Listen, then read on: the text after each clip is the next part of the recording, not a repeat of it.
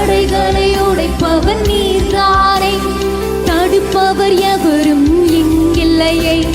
கடலையும் ஆற்றையும் கடந்திடுவேன், கண்மலையை உம்மை துதித்திடுவேன். தடைகளை உடைப்பவர் நீர்தானே, தடுப்பவர் எவரும் இங்கில்லையே.